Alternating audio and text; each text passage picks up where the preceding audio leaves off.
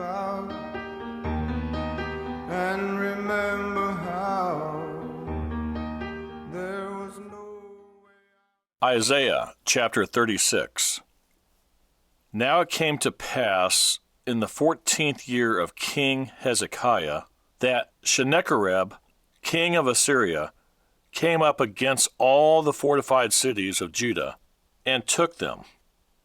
Then the king of Assyria sent the Rebeshekah with a great army from Lachish to King Hezekiah at Jerusalem. And he stood by the aqueduct from the upper pool on the highway to the fuller's field. And Eliakim the son of Hilkiah, who was over the household, Shebna the scribe, and Joah the son of Asaph, the recorder, came out to him. Then the Rebeshekah said to them, Say now to Hezekiah, Thus says the great king, the king of Assyria, What confidence is this in which you trust? I say you speak of having plans and power for war, but they are mere words. Now in whom do you trust that you rebel against me? Look, you are trusting in the staff of this broken reed, Egypt, on which if a man leans, it will go into his hand and pierce it. So is Pharaoh king of Egypt to all who trust in him? But if you say to me, We trust in the Lord our God, is it not he whose high places and whose altars Hezekiah has taken away, and said to Judah and Jerusalem, You shall worship before this altar?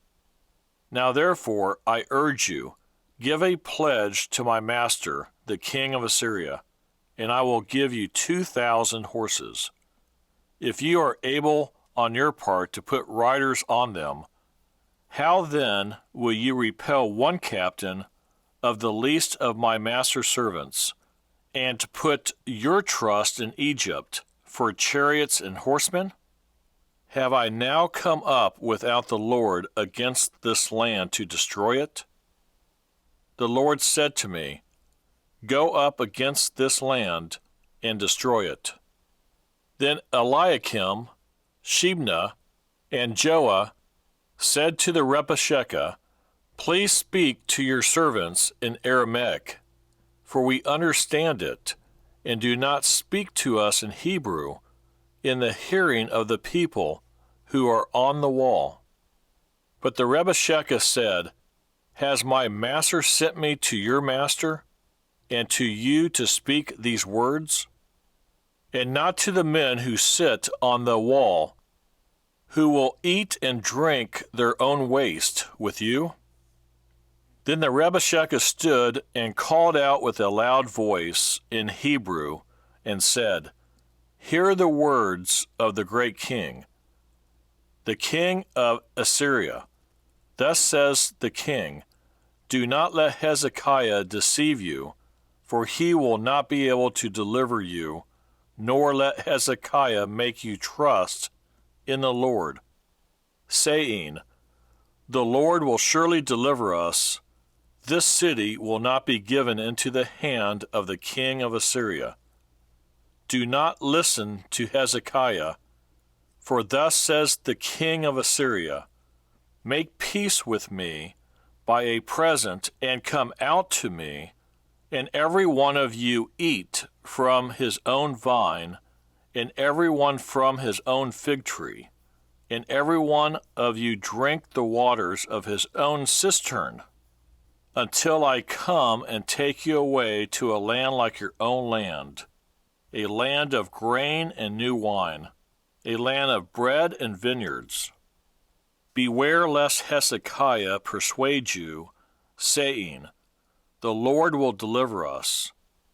Has any one of the gods of the nations delivered its land from the hand of the king of Assyria? Where are the gods of Hamath and Arpad? Where are the gods of Sepharvaim?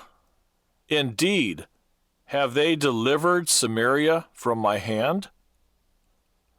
Who among all the gods of these lands have delivered their countries from my hand, that the Lord should deliver Jerusalem from my hand? But they held their peace and answered him not a word. For the king's commandment was, do not answer him. Then Eliakim the son of Hilkiah, who was over the household, Shebna the scribe, and Joah the son of Asaph, the recorder, came to Hezekiah with their clothes torn, and told him the words of the Rabshakeh. But from my heart, I'd like to say